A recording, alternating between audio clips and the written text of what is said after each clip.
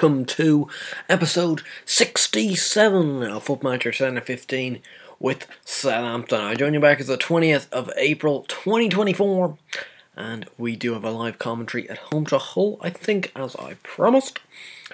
And we're getting into right at the end of the season now. We've got 4 games to go in the league. We've got this game, then there'll be probably 2 off commentary, and then I'll live commentate the last game of the season, as it could be a interesting enough finish to proceedings this year.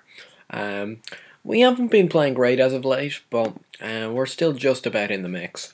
You know, last live commentary, of course, was a 2-1 defeat, I think, to Middlesbrough, which of course was really, really annoying. All changed after Zuccolini's being sent off because we were dominating the game. Then we considered a penalty late on. It just went from bad to worse, really.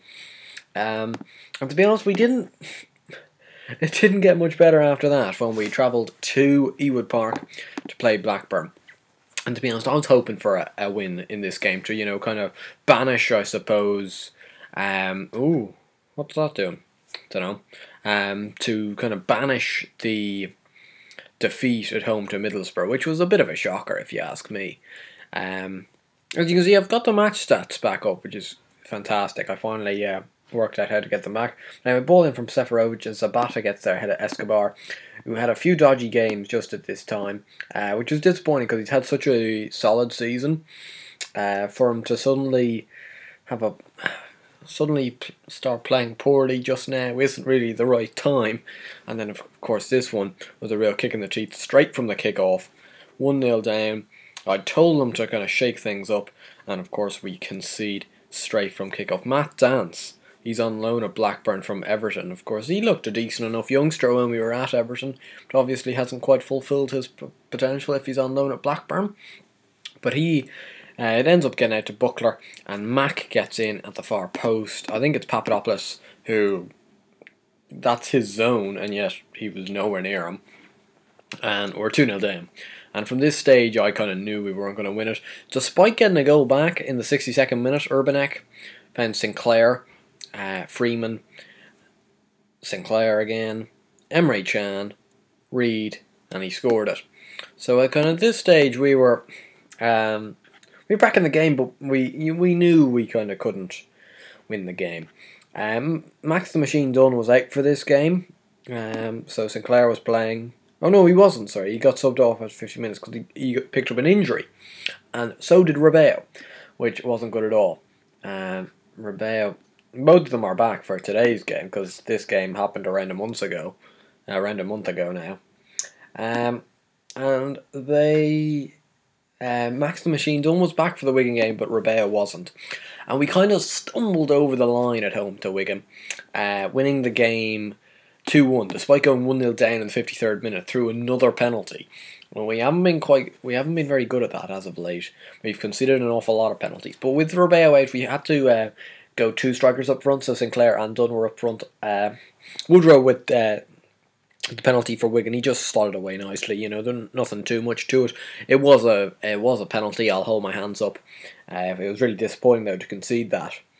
Although in the 58th minute, which was only I think 5 minutes afterwards, we did get that equaliser, which was imperative to get based on the time. Sinclair with a good ball in it, and Max, he took it well, because really, like, he had that, you know, unbelievable phase around December, January, but since has been a little bit hot and cold, and then Sinclair with the penalty after. Max Dunn seemingly dived in the box, but we're not complaining. And Sinclair took it away to make it 2-1. I managed to get a priceless 3 points because, you know, that was a must-win 3 points. But like we just about stumbled over the line. Then travelled to QPR though, and it was really another desperately poor performance, losing the game 1-0. We had our chances. We just didn't take them. There was one goal, Joe Harker in the 11th minute, so it was quite early on as well. As you can see, Max Dunn only played a 6 here. Sinclair was up front with him, and because we didn't have anyone, we didn't have Rebeo, you know, we don't actually have anybody else to come on and kind of fulfill that role up front. So we kind of had to stick with Dunn, as there you see, not great keeping from Forster. He didn't come out, and Joe Harker kind of stole in front of him.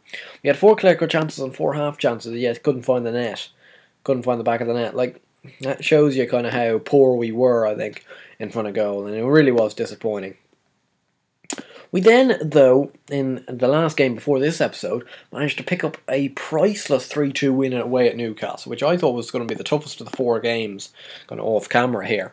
So I thought we would lose this game, especially based on our performances in the previous games. But we managed to come out with a 3-2 win in this game. Partially down to the fact that we got 2 penalties.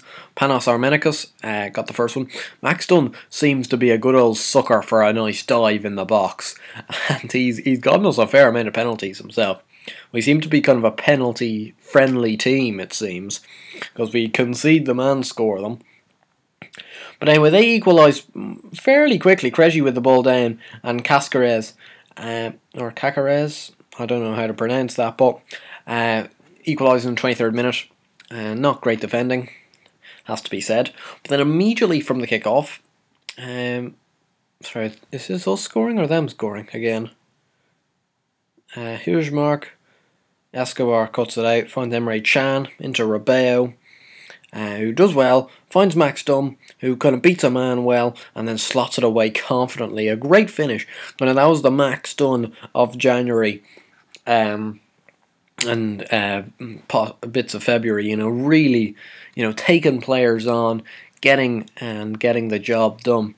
They equalised though again almost immediately. Papadopoulos with not a great clearance. Hillsmark kind of cut it out, found Few at right back, who with a big lump up, and Escobar misses it, and Krejci the ball, and Escobar with a decent enough tackle to kind of save his blushes for that moment, but they get the ball through, and Krejci scores on Forster there. Now another fairly lame bit of keeping from Fraser Forster, who has been exceptionally dodgy lately, and I have to say, with Armenicus, just before I say anything, Armenicus slotted away another penalty in the 48th minute, with Rabeo this time went down in the box to give us the 3-2-1.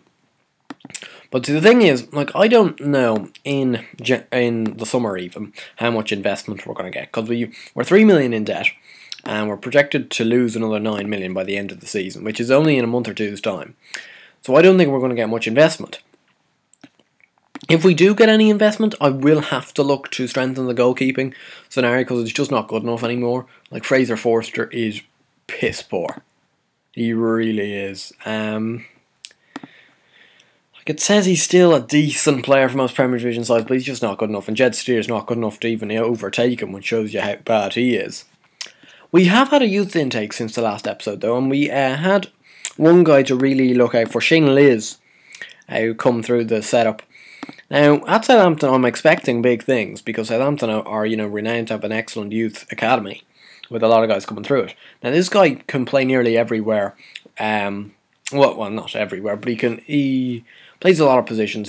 His preferable position is just behind the striker. He can also play in centre midfield and on both wings, which is fairly handy. He's got good physicals and good speed for an early age.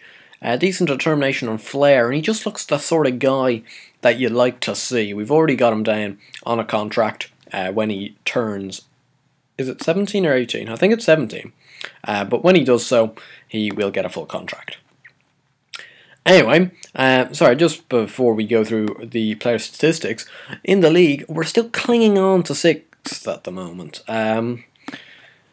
Yeah, we're clinging on. We're ahead of Villa on goal difference, and ahead of QPR by 4, but they have a game in hand. Ahead of, I think that's Everton, yeah, by 6, but they have 3 games in hand. So it's kind of all still up to play for. They've still got to play 7 games. 7 Premier League games, Everton. Wait, that's not what I wanted to look at. 7 league games within the next 15 days? No, not 15 days. 25 days. They've got to play 7 league games and leg 1 and leg 2 of the Europa League semi-final. That is a lot for Everton. So I'm not sure. Hopefully they can slip up somewhere along the line there. All those Champions League dreams are out the window. They're 13 points away, so it's actually physically impossible. Spurs, who are in 5th, are 9 points behind City, but have a game in hand. If they win that, it's down to 6 with 4 games left, but even at that, it seems to be a bit of a far-fetched idea. Player statistics wise, top goal scorer is of course Max Dunn with 22, Rebeo has 14 and Sinclair has 12. Assists, Rebeo has 21, Reid has 10, Chan has 8 and Max and Urbanek have 7 apiece. Average rating, Rebeo, Reid, Sinclair, Dawson and Tyder, with Max Dunn and Armenicus also well up there. So we'll get into today's game at home to Hull. You know, it's winnable, it's certainly winnable. And they're playing that sort of formation. We've got 4-string goal, back three, Papadopoulos, Escobar and Fosu Mensah. Zuccolini as the regista, despite getting sent off in the last live commentary. Armenicus, Reid, Chan, Tyder, Rebeo and Max Dunn. Tyder's back from injury as well, which is quite handy. So this really is, from my point of view, I think, our strongest team. Our strongest 11. If you give me our squad and give me then a blank piece of paper, I'd probably pick out this lineup. Ideally, in future, I'd probably have a much better keeper, a better centre half than one of these guys, and possibly a better right winger. Although Tyder's done a really good job this year, but I feel you can get better than him. I suppose that's what I think. I think though, like, Rebeo is one of the best you're going to get as a shadow striker. Max Dunn is going to turn into a superstar, I think. But here is Tyler, finds Rebeo, burns a man. Oh, Max Dunn! He's got practically an open goal there, but it's cut out by Manoz, I think. God, an AC Milan legend on that save, on my AC Milan save. But a good start nonetheless, and we already have ourselves a clear-cut chance, which was nearly, and I mean nearly, ended up in a goal. Rebeo now. Back to Zuccolini.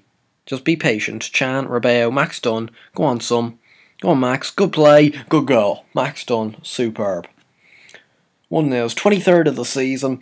For pretty much his debut year, like debut full year, playing in the team, 23 league goals is pretty sensational.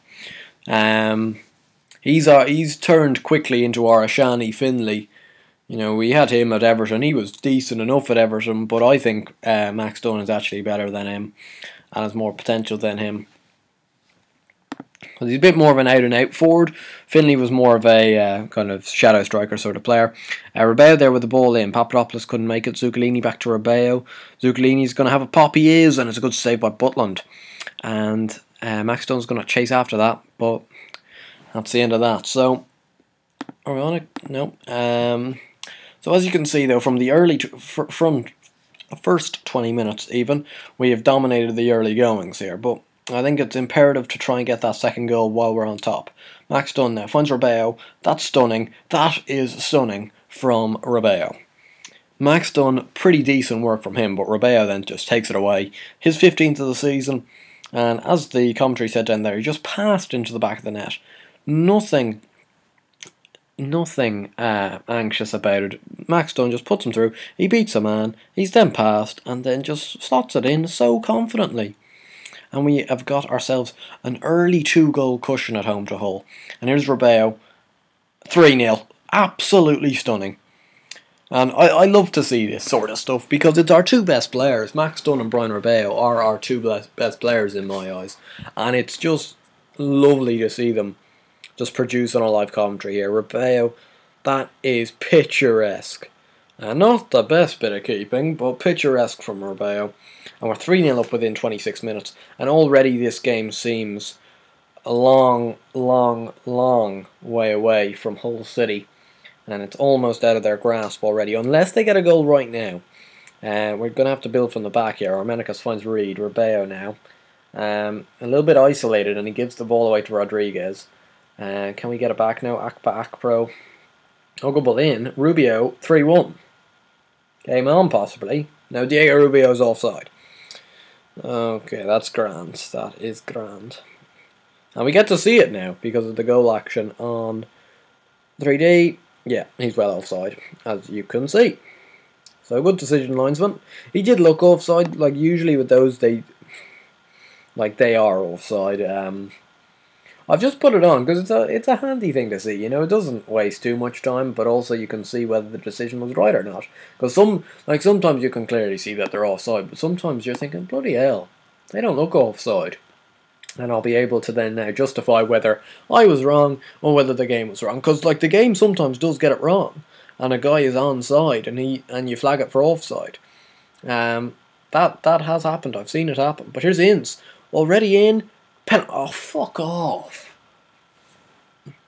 Fosu Mensah that now concedes a penalty. And Rubio is going to step up from the spot in the first minute of the second half. 3-1. See, we're just making it so much harder for ourselves than it needs to be.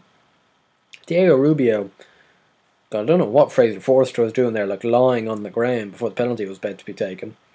He's just too slow. Like, he guessed the right way, but he's just too slow to react to it. But as you can see, we just seem to be addicted to penalties. Like, we do, to be fair, we do get a fair share of them. But we do concede a damn load. That's good from her. Oh, stunning! Sapphire Tider, take a fucking bow. 4-1. We immediately get that 3-goal cushion back. Max Dunn played it out to him, and I have to say, I thought he'd take a touch or something and try to cross it in back for Dunn or Rabeo. But no. First time volley. Woo-hoo-hoo. Now that is a beauty from Sapphire Tider. And we're 4-1 up. And here's Rabeo. Can we make it 5, please? Max Dunn now. Get it back out to Rabeo. Yeah. Get a ball in. Rabeo. Oh, that's a shit pass. Tider. Good interception header. A crucial interception header. Zuccolini now in a bit of a more attacking position than we're used to seeing him in. Tider finds Reed inside. Rabeo now. Max Dunn. Can he turn him? Rabeo. Oh, no. Brian Rabeo. God, that's his chance for a hat-trick. And he's just blazed it. Why? What are you doing, mate?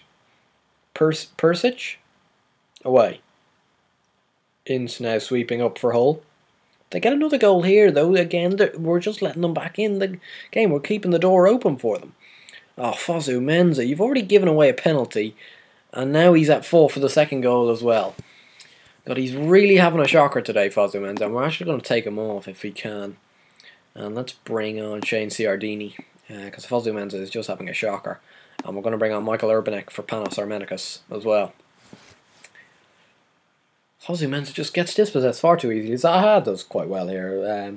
Waits to pull the man in, or doesn't even, Escobar. But then Pojan Palo puts it past Forster, the on-rushing Forster. Pojan Palo, I can't say I've heard of him before. Anyway, Southampton 4, Hull 2 in this game. There's a highlight already in this, like straight after the substitutions are made. So obviously, it's either going to be Urbanek. Oh, no, just gets dispossessed. But if we concede another now, we're really going to make it very hard for ourselves, and it doesn't need to be. Emre Can now finds Harrison Reed. Max Dunn, come on, finish it off, Max. Good play, good save by Butland. Danny Bath does really well there to keep it in. To follow. Now, Ince. They've kept it alive here, Hull. Fair play to them. Got another highlight. Tider now. Finds Rabeo. Whip that in. Oh, back to Chan. That was a decent ball. Reed. Come on. Oh, no. Max. No, Max Dunn. What are you doing? He's missed a sitter. God, we need to put these chances to bed. Reed. Dunn. Rabeo. Hat-trick for Brian Rabeo. Southampton 5, Hull 2, and surely we've wiped out Hull's chances this time of asking. I was saying we needed to take just one more of these chances to finish the game off. It was a shame Max Dunn couldn't put it in. Because that looks as if Harry Maguire took a shot at Jack Butland, but I'm sure it is dumb. And then it comes back out and Rabeo just slots it home easily into an open net pretty much. Just secure a hat-trick for him. So happy days for Brian Rabeo. Got Tom Ince. Forster. Oh, shit save. Shit keeping from Fraser Forster. Wilfred Zaha. Thank God he's offside. Because then we're just really not helping ourselves. Again, he's just offside. Yeah, good call. Fuck off. Forster, he just isn't helping ourselves out, is he? Anyway, it stays at 5-2. Luckily for us, because at 5-3, you're again just letting them in the back door, and there's no need for it. We need to shut the door completely here. And here's Reed, finds Max Dunn. A 6-2 would certainly do so, but Max Dunn is never... Oh, oh, that is sexy. That is top notch from Max the Machine Dunn. And that is why he is nicknamed the Machine. Burns 1. He comes inside again. Burns 2. See you later, sunshine. And then has the composure to just slot it past the keeper. Happy days. Max the Machine Dunn is 2. Rebeo is 3. Southampton have 6. And we're giving Hull a bit of a battering today in terms of our attacking play. Say our defensive play has to be a little bit questionable, to be honest, but anyway, we scored 6 goals, so can't complain too much with the team. And it looks like it was only really Fosu Mensah who just screwed up for the penalty and then lost possession for the second goal as well, so wasn't even like team defensive frailties, it just seemed to be one. Urbanek there with a decent little run, just his shot just heading wide. And it looks like this game is just petering out a little bit and going to finish up 6-2 here, which is going to be an excellent result for us, I think. Just keeping the pressure on Spurs, even though like it's a really outside hope of us coming 5th. But more than anything, we're just guaranteeing that we're... well, it's not guaranteeing, but we're keeping in the driving seat for 6th place, and also that sort of a result is going to boost the goal difference a little bit as well. Rebeo, the man of the match. Max Dunn, though, in a very close second. Rebeo with a 9.7, Dunn with a 9.6. It's lovely to see your 2 best players when they play like that, because they really are superb to watch, because they play nice football. We only have 3 games left in the season. Let's just have a look at the league table now. So only 3 games were played there, so we've now gone within 1 of Spurs, but they have 2 games at hand, and we're 3 points ahead of Villa, but they do have that game in hand. Anyway, the next live commentary will be away at Everton, which is actually good because they're the former employers and all that. But we've only got 2 games up until then and now, because it's only 3 games till the end of the season. And what has been, I would have thought, a fairly successful first season at Southampton. When you look at the start we had, you know, all these defeats. Now again, admittedly they were against good teams, but I was thinking at this stage, like, holy shit, we're going to be sacked halfway through the first season here. But we've gotten through the first season, and we've gotten through the first season, touch wood, without having one morale problem yet. Like, you have a look at most of the people's morale, and they're very good. I think even some of them are superb. Like Max Dunn, yeah, Max Dunn is superb. So it's kind of happy days. As long as you, it seems to me that as long as you kind of keep the real stars happy, you usually get the team to kind of respond well to you. Anyway, that is it for episode 67. I hope you have enjoyed it. If you have, please do give it a like and subscribe to the channel if you already haven't. I'll see you guys later.